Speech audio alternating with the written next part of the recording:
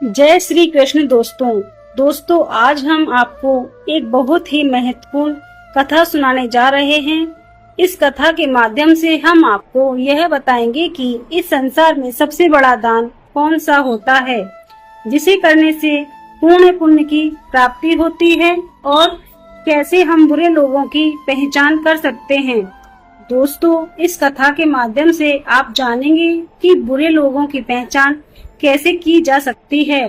तो कृपया आप इस कथा को शुरू से अंत तक ध्यान से सुनिए, क्योंकि अधूरा ज्ञान मानव जीवन में अनेक कठिनाइयों का कारण बन सकता है। कथा आरंभ करने से पहले यदि आपने हमारे चैनल को अभी तक सब्सक्राइब नहीं किया है तो जरूर सब्सक्राइब करें, वीडियो भी लाइक करें और अपने प्रियजनों के साथ भी शेयर करें। कमेंट बॉक्स में लिखिए जय श्री राधे कृष्ण। दोस्तों, एक बार भगवान श्री हरि विष्णु जी और माता लक्ष्मी जी क्षीर सागर में अपने आसन पर बैठे हुए थे। तब भगवान विष्णु जी ने देखा कि माता लक्ष्मी जी की किसी गहन सोच में हैं।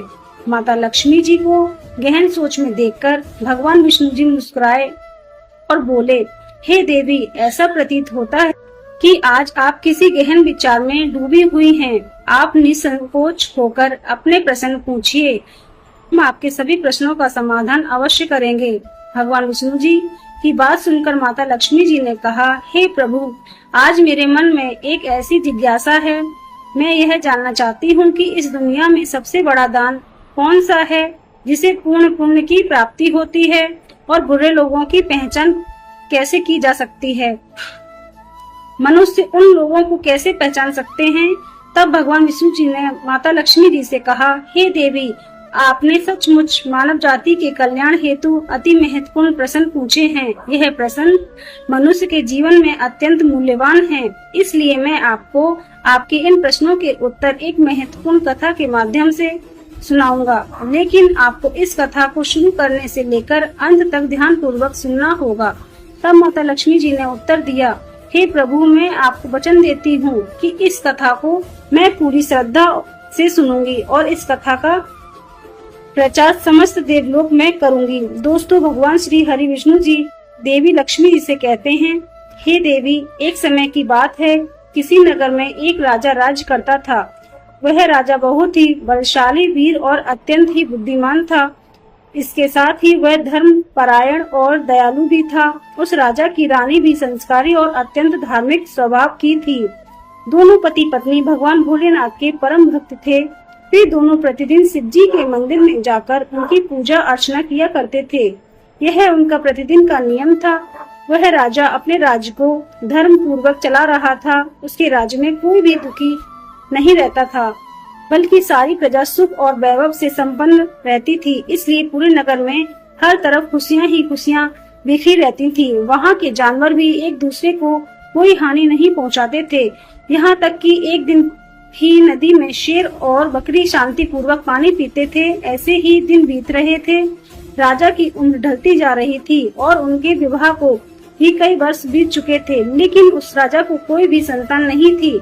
हालांकि राजा इस बात को लेकर अधिक चिंता नहीं करते थे, तो होकर अपनी प्रजा के सुख दुख का ध्यान रखते और अपनी प्रजा से अत्यधिक प्रेम और सम्मान करते थे। एक दिन की बात है, वह राजा हर रोज की तरह अपनी पत्नी के साथ भगवान शिव जी के मंदिर की ओर जा रहे थे। तभी अचानक उसने देखा कि सामने वाले घर में एक स्त्री झाड़ू लगा रही है। राजा और रानी जब उस स्त्री के पास से गुजर रहे थे तो वह स्त्री उन्हें देखते ही अपना चेहरा फेर कर तेजी से घर के अंदर चली गई। स्त्री का ऐसा व्यवहार देखकर राजा और रानी को बिल्कुल भी अच्छा नहीं लगा। उस समय अपनी रानी के साथ भगवान भोलेनाथ की पूजा करने के लिए मंदिर जा रहा था, इसलिए उसने उस स्त्री से कुछ नहीं कहा और सीधे मंदिर पहुंचकर भगवान शिव जी की पूजा अर्चना की। पूजा के बाद राजा अपनी रानी के साथ वापस महल लौट आया, लेकिन महल पहुंचने के बाद राजा ने अपने एक सैनिक को बुलाया और उसे आदेश दिया कि तुम जाओ और नगर के बाहरी क्षेत्र में रहने वाली उस स्त्री को अपने साथ महल ले आओ। ध्यान रखना, तुम उसे कुछ भी मत बताना कि क्यों बुलाया गया है, बस उसे तुम हमारे पास ले आओ। भगवान विष्णु जी कथा सुनाते हुए आगे कहते हैं, हे देवी, राजा का आदेश पाते ही वह सैनिक तुरंत ही उस महिला के घर पहुंचता है। उस समय महिला का पति भी घर पर नहीं था। फिर वह सैनिक उस स्त्री के घर के दरवाजे को खटखटाने लगता है और कुछ देर बाद वह महिला अपने घर का दरवाजा खोलती है। सामने राजा का सैनिक खड़ा देखकर वह महिला हैरान होती है और पूछती है, क्या हुआ, आप मेरे घर पर क्यों आए हैं? उस महिला की बात सुनकर राजा का वह सैनिक उससे कहता है, चलो मेरे साथ, महाराज ने तुम्हें राजमहल में बुलाया है, उन्हें आपसे कुछ बात पूछनी है। यह बात सुनकर वह महिला अपने मन में सोचती है, आखिर महाराज का आदेश है, इसे ठुकराया तो नहीं जा सकता, मुझे राज दरबार में जाना ही होगा। उसके बाद वह सैनिक उस स्त्री को अपने साथ लेकर राजमहल पहुंच गया। महल में पहुंचकर वह महिला राजा को प्रणाम करती है और कहती है, हे महाराज, आपने मुझे अचानक यहाँ राजमहल में क्यों बुलाया है? क्या मुझसे कोई गलती हो गई है? उस स्त्री की बात सुनकर राजा कहता है, तुम मुझे एक बात बताओ, आज सुबह जब मैं और मेरी पत्नी भगवान शिव जी के मंदिर में जा रहे थे तो तुमने मुझे देखकर अपना मुंह फेर लिया और मुझे आते हुए देखकर तुम दौड़ते हुए अपने घर में चली गयी। तुमने मुझे देखकर ऐसा दुर्व्यवहार क्यों किया?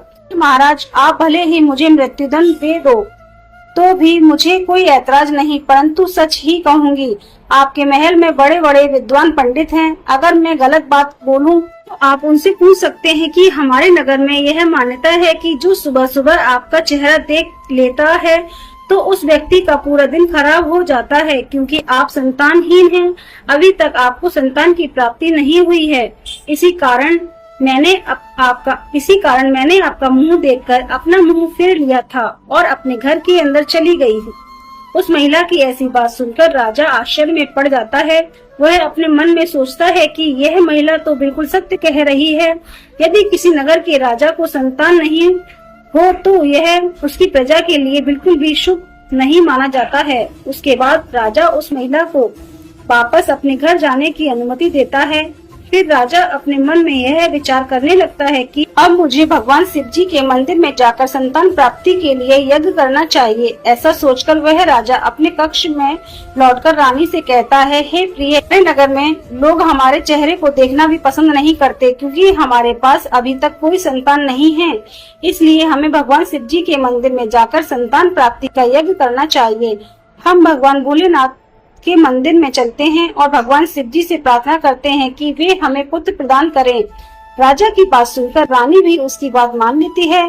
फिर राजा और रानी दोनों भगवान शिव जी के मंदिर पहुंचते हैं और भगवान शिव जी की पूजा करके संतान प्राप्ति के लिए यज्ञ का आयोजन करते हैं। भगवान विष्णु जी की कथा सुनाते हुए आगे कहते हैं, हे देवी, पुत्र प्राप्ति के लिए राजा और रानी ने यज्ञ का आयोजन किया, लेकिन यज्ञ संपन्न होने के बाद भी उन्हें संतान की प्राप्ति नहीं हुई। यज्ञ के निष्फल हो जाने से राजा अत्यंत निराश हो गया। यज्ञ का आयोजन करने वाले पंडित जी भी सोच में पड़ गए। पंडित जी ने मन ही मन सोचा, अब तक जितने भी यज्ञ मैंने किए हैं उनमें से कोई भी यज्ञ आज तक विफल नहीं हुआ। इसका अर्थ यह है कि शायद इस राजा के भाग्य में ही खोट है और ऐसा प्रतीत होता है कि ईश्वर ने इस राजा के भाग्य में संतान का योग नहीं लिखा है। इसलिए संतान प्राप्ति का यज्ञ करने के बाद भी उसे संतान की प्राप्ति नहीं हुई है। राजा हर संभव प्रयास करके थक चुका था और अब वह गहरी निराशा में डूबा रहता था।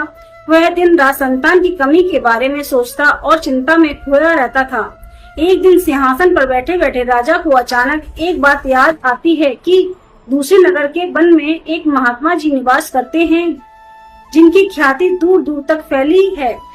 राजा के मन में विचार आता है कि शायद उन महात्मा के पास मेरे इस कष्ट का कोई समाधान हो। अगर मैं उनके पास जाऊंगा तो संभव है वे मुझे पुत्र प्राप्ति का कोई उपाय बता सके। मुझे उनके पास जाना चाहिए। अपने मन में यह निर्णय लेकर राजा तुरंत अपनी रानी के पास जाता है और उससे कहता है, हे प्रिय, दूसरे नगर के वन में एक महात्मा तपस्वी और ज्ञानी महात्मा जी रहते हैं। मुझे लगता है कि हमें उनके पास जाना चाहिए। हो सकता है कि वे हमें पुत्र प्राप्ति का कोई मार्ग सुझा दें। फिर रानी भी राजा की इस बात से सहमत हो गई। स्वामी, आपकी बात बिल्कुल सही है, हमें महात्मा जी से अवश्य मिलना चाहिए। रानी की सहमति पाकर राजा और रानी दोनों एक साथ एक रथ पर बैठकर महात्मा जी के दर्शन के लिए दूसरे वन की ओर प्रस्थान करते हैं। कुछ समय के बाद दोनों वन में पहुंच गए। रथ से उतरकर राजा और रानी दोनों जंगल के भीतर जाने लगे। ऊंचे नीचे रास्तों से गुजरते हुए वे महात्मा के आश्रम की ओर बढ़ने लगे। भगवान शिव जी कथा सुनाते हुए आगे कहते हैं, हे देवी। फिर राजा और रानी वन के भीतर महात्मा जी की कुटी के पास पहुंच जाते हैं। वहां वे देखते हैं कि महात्मा जी एक विशाल वृक्ष के नीचे ध्यान मग्न होकर साधना में लीन हैं। यह दृश्य देखकर राजा और रानी कुछ देर तक खामोशी से खड़े रह जाते हैं ताकि महात्मा जी की साधना में कोई विघ्न न आए। दोनों हाथ जोड़कर विनम्रता पूर्वक महात्मा जी के सामने खड़े रहते हैं। कुछ समय बाद महात्मा जी अपनी साधना से बाहर आते हैं और अपनी आंखें खोलते हैं। तब वे देखते हैं कि राजा और रानी उनके सामने अपने दोनों हाथ जोड़कर खड़े हुए हैं। वे महात्मा जी उस राजा को अच्छी तरह से जानते भी थे, इसलिए वे राजा को देखते ही पहचान लेते हैं और राजा से मुस्कुराते हुए कहते हैं, हे राजन, आज आप यूं अचानक से हमारे पास किस प्रयोजन से पधारे हैं? तब राजा ने नम्रता से महात्मा जी को प्रणाम किया और अपनी व्यथा महात्मा जी को कह सुनाई। उसने बताया कि कैसे उन्होंने पुत्र प्राप्ति के लिए यज्ञ किया, परंतु सभी व्यर्थ गए। यह सब सुनने के बाद महात्मा जी कुछ क्षणों के लिए मौन हो गए और अपनी आंखें बंद कर ली। वे ध्यानतम होकर राजा के जीवन की घटनाओं पर आंतरिक दृष्टि से अवलोकन करने लगे। कुछ समय बाद महात्मा जी ने अपनी आंखें खोलकर गंभीर स्वर में बोले, राजन, मैंने आपके जीवन का एक ऐसा सत्य देखा है जिसे सुनकर आपको कष्ट हो सकता है। आपके पिछले जन्म में किए गए एक पाप का फल जन्म में आपके ऊपर भारी पड़ा है। आपने पिछले जन्म में एक ऐसा घोर पाप किया था जिसके परिणाम स्वरूप इस जीवन में आपके भाग्य में संतान प्राप्ति का योग नहीं है। इसी कारण से आपके सभी प्रयास निष्फल हो रहे हैं। भगवान विष्णु जी कथा सुनाते हुए आगे कहते हैं, हे देवी। महात्मा जी की बातें सुनकर राजा उनके चरणों में गिर जाता है और विनती करते हुए बोले, हे महात्मा, कृपा करके आप ऐसा मत कहिए, आप ही हमारे दुख को हरने का कोई उपाय सुझाइए। राजा की यह व्याकुलता देखकर महात्मा जी ने उसे सहारा देकर अपने चरणों से उठाया और बोले, हे राजन, इतनी अधीरता आपको बिल्कुल भी शोभा नहीं देती। मैं अभी आपको आपके इस कष्ट का निवारण करने का उपाय बताता हूँ, जिसे करने के बाद आपको अवश्य ही पुत्र की प्राप्ति होगी। इतना कहकर वे महात्मा जी अपनी कुटिया के अंदर चले जाते हैं और थोड़ी देर के बाद हाथ में एक कटोरी में खीर लेकर बाहर आ जाते हैं। उन्होंने वह खीर राजा को देते हुए कहा, राजन, महल पहुंचकर आप और रानी साहिबा दोनों ही स्नान करने के बाद इस खीर को प्रसाद के रूप में ग्रहण करें। ऐसा करने से आपको निश्चित ही पुत्र की प्राप्ति होगी। परंतु राजा, आप मेरी एक बात याद रखना, इस पुत्र की आयु मात्र 20 वर्ष की होगी। जिस दिन आपके पुत्र की आयु 20 वर्ष की होगी, उसी दिन उसकी मृत्यु हो जाएगी। महात्मा जी की इस बात को सुन राजा गहरी सोच में डूब गया। वह अपने मन में सोचने लगा, चलो 20 वर्ष के लिए ही सही, परंतु इस संतानहीनता का कलंक तो मिट जाएगा, हमें संतान का सुख तो मिलेगा। राजा ने मन ही मन इस बात को स्वीकार कर लिया और महात्मा जी से निवेदन किया है, हे महात्मा, आपका आशीर्वाद और मार्गदर्शन स्वीकार है, कृपा करके हमें आप यह अवसर दें। महात्मा जी ने मुस्कुराते हुए राजा को आशीर्वाद दिया। राजा और रानी ने महात्मा जी को प्रणाम किया और उनकी चरण वंदना की और विनम्रता पूर्वक आभार व्यक्त किया। इसके बाद राजा और रानी अपने रथ में बैठकर महल की ओर लौट चले। इसके बाद महल पहुंचकर राजा और रानी स्नान आदि कर भगवान भोलेनाथ जी का प्रसाद मांगते हुए श्रद्धा से उस खीर को ग्रहण करते हैं। उसके कुछ ही दिनों में वह रानी गर्भवती हो जाती है, जिससे रानी बहुत ही प्रसन्न हो जाती है। जब राजा ने यह शुभ समाचार सुना तो वह भी खुशी से झूम उठा। संतान प्राप्ति का यह सुखद समाचार सुनने के बाद राजा ने महात्मा जी के प्रति अपनी कृतज्ञता प्रकट करने का निश्चय किया। रथ में ढेर सारे फल, फूल, वस्त्र और अन्य भेंट सामग्रियां रखकर वन में महात्मा जी की कुटिया की ओर चल पड़ा। कुटिया के निकट पहुंचकर राजा ने अपने रथ को रोका और विनम्र भाव से नीचे उतरकर महात्मा जी के पास पहुंचा। महात्मा जी ध्यान मग्न बैठे थे। राजा ने उनके पास जाकर सभी वस्त्र, फल, फूल उन्हें समर्पित किए और गहरे आदर के साथ प्रणाम करते हुए कहा, हे महात्मा, आपकी ही कृपा से हमें संतान प्राप्ति का सुख प्राप्त होने जा रहा है, इसलिए आप मेरी यह तुच्छ सी भेंट कृपा करके स्वीकार करें। महात्मा जी राजा की विनम्रता और कृतज्ञता से अत्यंत प्रसन्न हुए। उन्होंने राजा की भेंट को स्वीकार कर उसे आशीर्वाद दिया और कहा, राजन, तुम्हारी भक्ति और संकल्प ने ही तुम्हारे जीवन को बल वर्ष है, वह अनमोल है। जाओ, तुम्हारी संतान गुणवान और धर्म निष्ठान हो। उसके बाद राजा ने महात्मा जी का आशीर्वाद पाकर उनसे विदा ली और अपने रथ में बैठकर वापस अपने महल की ओर प्रस्थान करते हैं।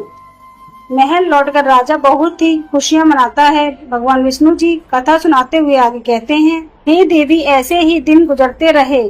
आखिरकार वह शुभ दिन आया जब राजा के यहाँ एक पुत्र का जन्म हुआ। के बाद महल में खुशियां की बहार बहने लगी। राजा ने पुत्र प्राप्ति की खुशी से पूरे नगर में उत्सव का आयोजन किया। महल को फूलों और रंग बिरंगी रंगोलियों से सजा दिया। अपने पिता के ही गुणों का प्रतीक बनते हुए बड़ा होने लगा। वह अपने पिता की तरह ही धर्मनिष्ठ और आत्मानुभूति मता शौर्य और भक्ति के गुण प्रकट होने लगे, जिसे राजा का हृदय गर्व से भर उठा। शौर्यवीर के गुणों और आचरण को देखकर सभी आश्वस्त थे कि वह एक दिन अपने पिता की तरह महान राजा बनेगा। जैसे जैसे समय बीतता रहा, राजा का हृदय गर्व और खुशी से भरता गया। संतान सुख की प्राप्ति ने उसकी सभी चिंताओं को मानो हार लिया था और वह अपने पुत्र से संपूर्ण संसार का आनंद खोजने लगा। वह राजा पुत्र के प्रति अपने स्नेह में इतना डूब गया कि वह यह महत्वपूर्ण बात भी भूल बैठा कि उसके पुत्र की आयु मात्र 20 वर्ष तक की है। भगवान विष्णु जी कथा सुनाते हुए आगे कहते हैं, हे देवी, फिर एक दिन जब उस राजा को यह बात याद आती है कि उसके पुत्र की आयु मात्र 20 वर्ष की है, इसलिए जब राजा के पुत्र शौर्यवीर की आयु 15 वर्ष हो जाती है, तब वह राजा दिन रात पुत्र के भविष्य को लेकर व्याकुल रहने लगा। इस बीच एक अन्य नगर में एक महापराक्रमी राजा का राज्य था। उस राजा की एकमात्र पुत्री थी जो अपनी सुंदरता और दयालुता के लिए प्रसिद्ध थी। वह देखने में ऐसी लगती थी मानो स्वर्ग की अप्सरा स्वयं धरती पर उतर आई हो। वह बहुत ही दानी स्वभाव की थी, क्योंकि उसने अपने माता पिता से धर्म और संस्कारों की शिक्षा ली थी, इसलिए उसका हृदय करुणा और उदारता से भरा हुआ था। वह प्रतिदिन सुबह उठकर पक्षियों को दाना डालती और अपने द्वार पर आने वाले साधु संतों भिक्षुओं को सदा ही आदर से भोजन कराती थी। कोई भी भूखा उसके द्वार से खाली हाथ नहीं लौटता था। ऐसे ही दिन बीत रहे थे। उस राजा की पुत्री भी अपने गुणों के साथ बड़ी हो रही थी। एक दिन जब शौर्यवीर के पिता को यह बात पता चली कि दूसरे नगर में एक धीरवर और पराक्रमी राजा राज करता है, जिसकी पुत्री गुणों की खान है, साथ ही वह अत्यंत सुंदर भी है, तो राजा ने अपने मन में सोचा कि ऐसी धर्मात्मा और तेजस्विनी कन्या के साथ अपने पुत्र शौर्यवीर का विवाह करना उचित रहेगा। मुझे इसी प्रकार की कन्या की तलाश थी जिसके साथ मैं अपने पुत्र का विवाह कर सकूं और हमारी वंश परंपरा को बनाए रखे।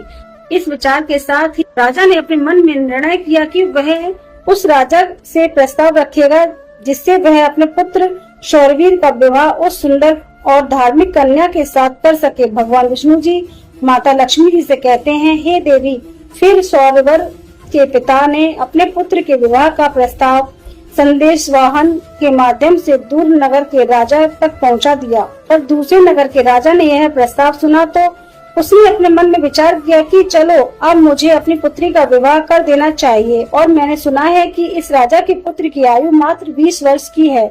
इस राजा का पुत्र बहुत ही योग्य पराक्रमी और धर्म परायण है। भले ही उसकी आयु का भविष्य अनिश्चित हो, इसलिए अगर उसके यहाँ कोई पुत्र पैदा हो गया तो उसका वंश आगे बढ़ता रहेगा, जिससे पुत्री भी अपनी संतान के साथ सुखी रहेगी।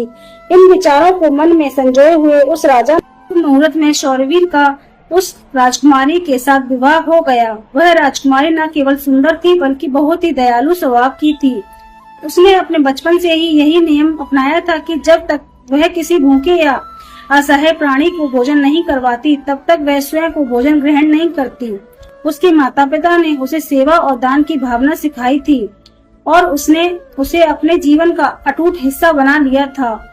विवाह के पश्चात राजकुमारी का यह नियम उसके ससुराल में भी जारी रहा। हर सुबह वह महल के द्वार पर जाकर जरूरतमंद लोगों को भोजन करवाती थी और अपने हाथों से उन्हें अन्न दान करती थी। उसकी यह दया देख देखकर महल के सभी लोग उसका बहुत सम्मान करने लगे थे। धीरे धीरे ऐसे ही समय गुजर रहा था और हर गुजरते दिन के साथ शौरवीर की उम्र भी बढ़ रही थी। राजा और रानी इस बात को लेकर मन ही मन चिंतित रहते कि उनका पुत्र अब अपने जीवन के अंतिम समय की ओर बढ़ रहा है। उन्हें महात्मा की वह भविष्यवाणी हमेशा याद रहती कि शौरवीर की आयु केवल 20 वर्ष की होगी। इस दुखद सत्य को केवल राजा और रानी ही जानते थे। उन्होंने यह बात किसी को नहीं बताई थी ताकि महल में कोई चिंता का माहौल न बने। जैसे जैसे शौरवीर की आयु 20 वर्ष की ओर बढ़ती जा रही थी, राजा और रानी के दिल की धड़कनें तेज होती जाती। अपने पुत्र के प्रति उनका स्नेह और प्रेम इतना अधिक था कि वे चाहकर भी चिंता से मुक्त नहीं हो पाते थे। भगवान विष्णु जी कथा सुनाते हुए कहते हैं, हे देवी, फिर वह दिन भी आ जाता है जब शौरवीर के जीवन के मात्र 3 दिन शेष रह जाते हैं। राजा और रानी का दिल भारी हो जाता है। राजा बार बार अपने मन में सोचने लगा कि अब मैं क्या करूं? मेरा पुत्र 3 दिन बाद मुझसे हमेशा के लिए दूर हो जाएगा। क्या कोई ऐसा उपाय नहीं जिससे मैं उसे बचा सकूं? रानी भी इस दुख से भरी थी और हर पल अपने पुत्र के जीवन की कल्पना करती रहती। इसलिए उनके पुत्र मोह ने उन्हें बीमार और कमजोर बना दिया था। दोनों इतने दुखी थे कि अब उन्होंने भोजन करना भी छोड़ दिया था, परंतु अपनी पीड़ा को उन्होंने किसी के सामने प्रकट नहीं किया। वे नहीं चाहते थे कि महल के लोग उनके पुत्र की मृत्यु की बात सुनकर दुखी हों और चिंता में पड़ जाएं। फिर वह आखिरी दिन भी आज पहुंचा जिस दिन शौरवीर की आयु पूरी होनी थी, उसकी मृत्यु होनी थी। फिर उस दिन जैसे ही सुबह हुई, राजा और रानी अपनी चिंता और दुख से व्याकुल होकर भगवान भोलेनाथ के मंदिर में बैठकर उनकी पूजा अर्चना में लग गए। वे दोनों भगवान भोलेनाथ से प्रार्थना करते हुए कहने लगे, हे प्रभु, आप कृपा करके हमें पुत्र की मृत्यु होने के दुख को सहन करने की शक्ति दीजिए। हम जानते हैं कि जो भी किसी के भाग्य में लिखा होता है उसे कोई बदल नहीं सकता, वह होकर ही रहता है। तो हमारे लिए यह समय बहुत ही कठिन है। उधर राजकुमार शौरवीर की पत्नी अपने दैनिक धर्म कर्म के कामों में लगी हुई थी। हर दिन की तरह वह भूखे गरीबों और निर्धनों को भोजन करा रही थी, पक्षियों को दाना डाल रही थी और जरूरतमंद लोगों की सहायता करने में लगी थी। उसे अपने पति की आयु के बारे में कुछ भी पता नहीं था, इसलिए वह निश्चित होकर अपने कार्यों में मगन थी। इसी बीच यमलोक में धर्मराज जी ने देखा कि आज राजकुमार शौरवीर की मृत्यु का दिन है, तो उन्होंने तुरंत ही अपने 2 प्रमुख दूतों को बुलाया और उन्हें आदेश दिया, जाओ और अब से कुछ समय बाद राजकुमार शौरवीर के प्राण उसके शरीर से निकालकर अपने साथ यमलोक ले आओ। परंतु ध्यान रहे कि मृत्यु केवल एक विशेष कारण से ही होनी है। उसकी मृत्यु एक सांड द्वारा उसे पीछे से ठोकर मारने से ही होगी। वह सांड राजकुमार शौरवीर को पीछे से ठोकर मारेगा, तभी उसके प्राण हमारे पास आ सकेंगे।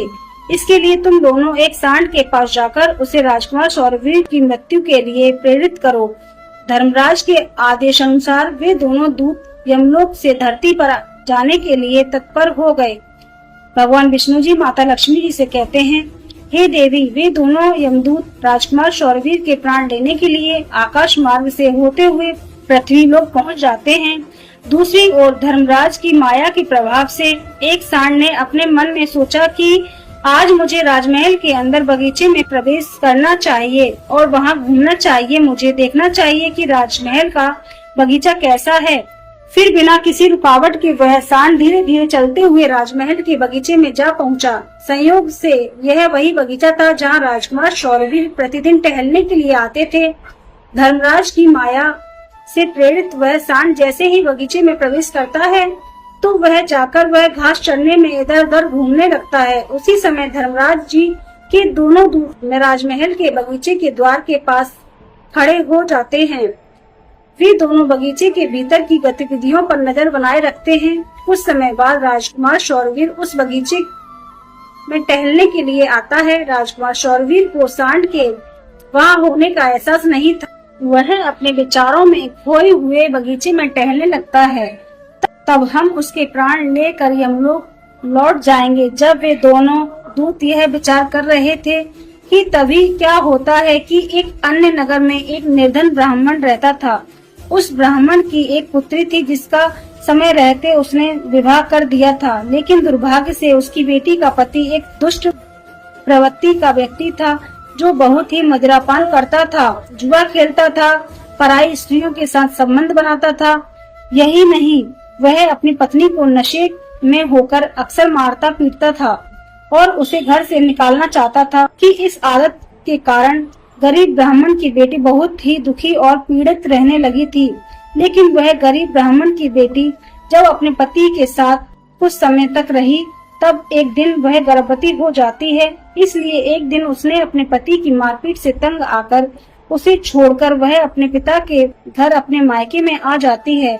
वह आंसुओं से भरी आंखें साथ अपने पिता से कहती है, पिताजी, आज के बाद मैं अपने पति के साथ नहीं रह सकती, क्योंकि वह मुझे रोज मारता पीटता है और बुरी तरह से अपमानित करता है और मैं उसके इस व्यवहार से तंग आकर उसको छोड़कर मायके चली आई हूँ। मुझे क्षमा कर दीजिए, पर अब मैं अपने मायके में ही रहना चाहती हूँ।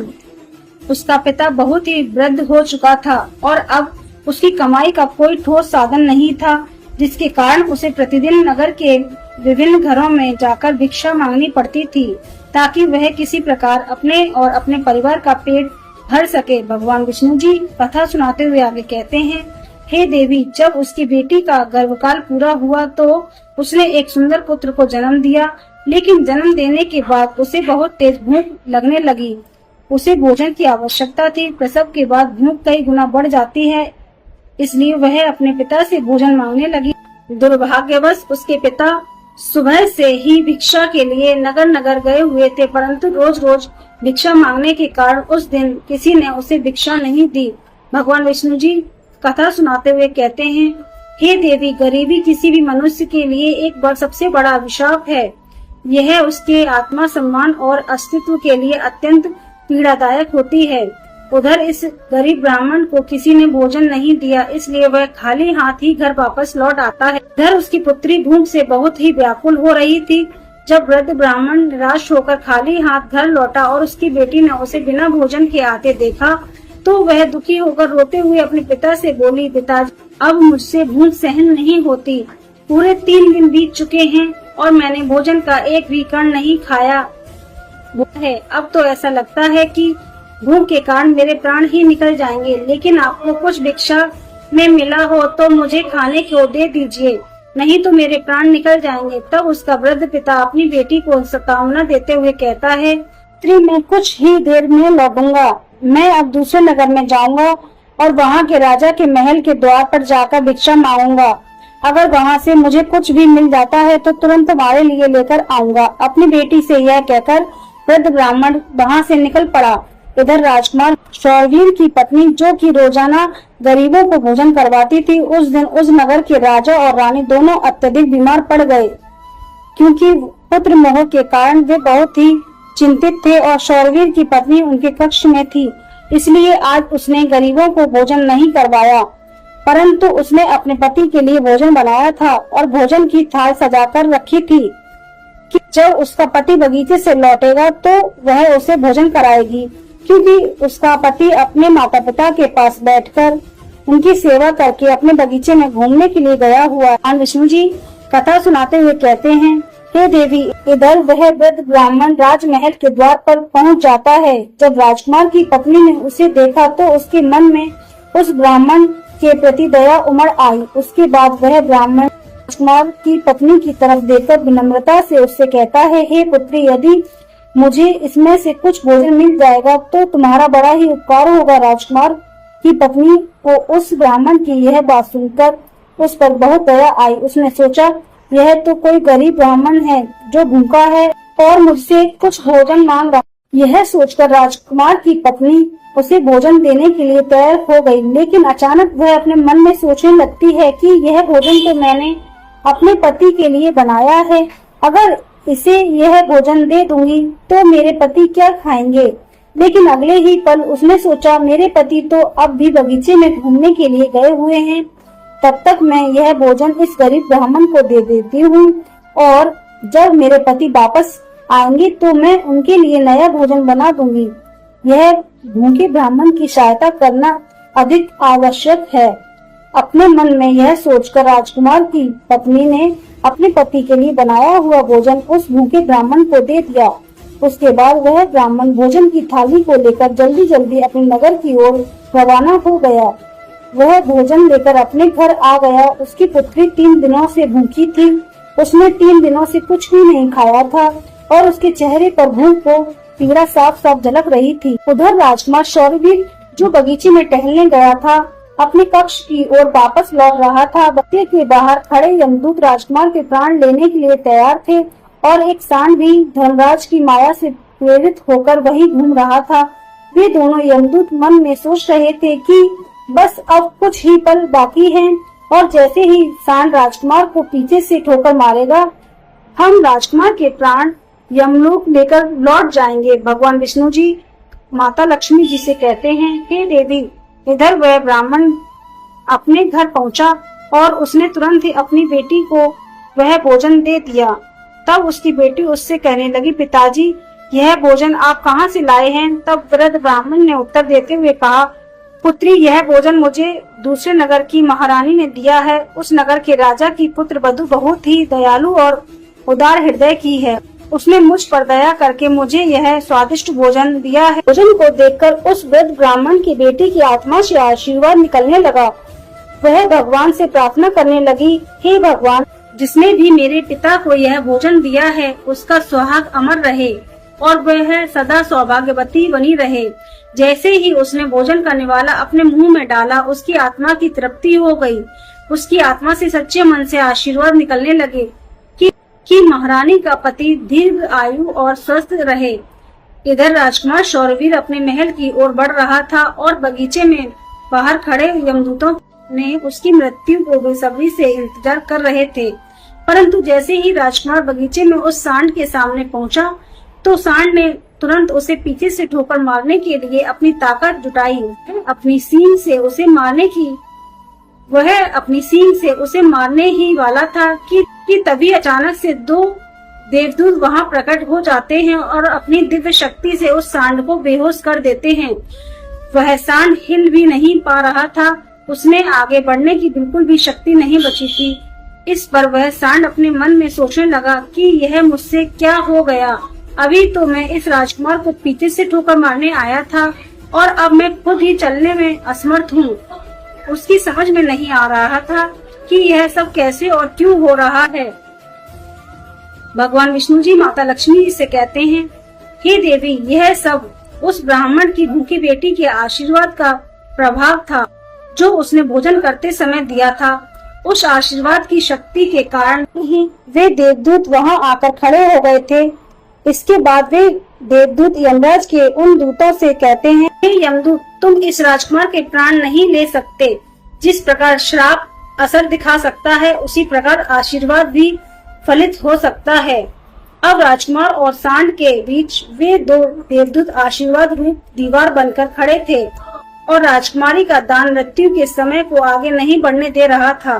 फिर वे यमदूत उन देवदूतों से कहते हैं, हे देवदूत, तो तुम सभी यहाँ से लौट जाओ और हमें हमारा काम करने दो, क्योंकि हमारा उद्देश्य है इस राजकुमार के प्राण लेकर यमलोक लौट जाना। तब देवदूतों ने दृढ़ता से उत्तर दिया, नहीं यमदूतों, ऐसा कभी नहीं हो सकता। हमारे रहते असंभव है, क्योंकि हमें स्वयं भगवान शिव जी ने यहाँ भेजा है। दोनों पक्षों के बीच बहस छिड़ गई और फिर यह बहस धीरे धीरे एक युद्ध में बदल गई। देवदूतों की अद्वितीय शक्ति के सामने यमदूत असहाय हो गए और हार मानकर वापस यमलोक लौट गए। यमलोक में पहुंचकर यमदूतों ने यमराज जी से कहा, हे महाराज, हम उस राजकुमार के प्राण नहीं ले पाए। तब यमराज जी ने अपने दूतों से कहते हैं, यह कैसी विडम्बना है, तुम लोग खाली हाथ क्यों वापस लौट आए? यमराज जी की बात सुनकर यमदूत यमराज जी से कहते हैं, हे महाराज, हम उस राजकुमार के प्राणों को लेने गए थे, लेकिन अचानक पता नहीं 2 देवदूत हमारे सामने आकर खड़े हो गए और उन दोनों के सामने हमारी कोई शक्ति काम नहीं कर पाई। यमराज यह सुनकर सोच में पड़ गए और बोले, ऐसी कौन सी बड़ी शक्ति है जो उस राजकुमार की मृत्यु के मार्ग में बांधा बनी रही। फिर वे यमदूत यमराज जी से कहते हैं, हे महाराज, एक तो उसके दान की शक्ति और आशीर्वाद की शक्ति, जिसने देवदूतों को और भी शक्तिशाली बना दिया है। तब यमराज जी अपने दूतों से कहते हैं, लगता है यह कार्य तुमसे नहीं हो पाएगा, तुम लोग रहने दो, मुझे स्वयं पृथ्वी लोक पर जाकर उस राजकुमार के प्राण लेने होंगे। भगवान विष्णु जी कथा सुनाते हुए आगे कहते हैं, हे देवी, फिर अपने दूतों से इतना कहकर जी स्वयं पृथ्वी लोक पर पहुंच जाते हैं। उस राजा के महल के बगीचे में प्रकट हुए वहां उन देवदूतों से यमराज जी कहते हैं, हे देवदूत, क्या तुम लोग नहीं जानते कि विधि का विधान अटल है। जब किसी की आयु पूरी हो जाती है तो उसे यमलोक जाना ही होता है, और इस राजकुमार की भी आयु अब पूर्ण हो चुकी है, इसलिए मैं इसके प्राण लेने आया हूँ। तब देवदूतों ने यमराज से कहा है, हे प्रभु, आप हमें बताइए कि ब्रह्मा जी और विष्णु जी तक को भी श्राप का प्रसाद सहना पड़ा था। यदि श्राप का मान रखा जा सकता है तो क्या आशीर्वाद का मान नहीं रखा जा सकता। इस राजकुमार को भूखे को भोजन देने का आशीर्वाद प्राप्त है। उन देवदूतों की बात सुनकर यमराज जी उन देवदूतों से कहते हैं, आप लोग सत्य कह रहे हैं, परंतु अब मुझे क्या करना होगा। तब वे देवदूत यमराज जी से कहते हैं, हे प्रभु, आप इस राजकुमार की आयु 100 वर्ष कर दीजिए, इसके बाद ही आप इस राजकुमार के प्राण लेने के लिए पधार सकते हैं। और यदि भगवान शिव जी का भी आदेश है। उन देवदूतों की बात मानकर यमराज जी ने राजकुमार शौर्यवीर की आयु 100 वर्ष कर दी और वापस यमलोक लौट गए।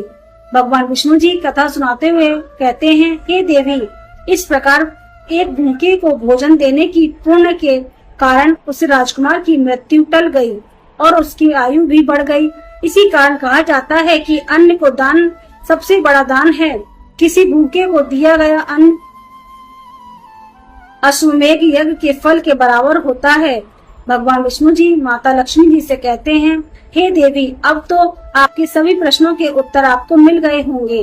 तब माता लक्ष्मी जी भगवान श्री हरि विष्णु जी से कहती हैं, प्रभु, आज आपने मुझे अन्न ज्ञान प्रदान किया है और मेरे सभी प्रश्नों का समाधान भी कर दिया है, इसलिए मैं आपको विश्वास दिलाती हूँ कि मैं इस कथा का विस्तार समस्त संसार में अवश्य करूँगी। तो दोस्तों, आशा है यह कथा आपको जरूर पसंद आई होगी।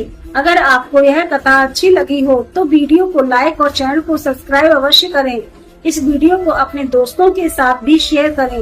कमेंट बॉक्स में लिखिए जय श्री राधे कृष्ण। तो मिलते हैं अगले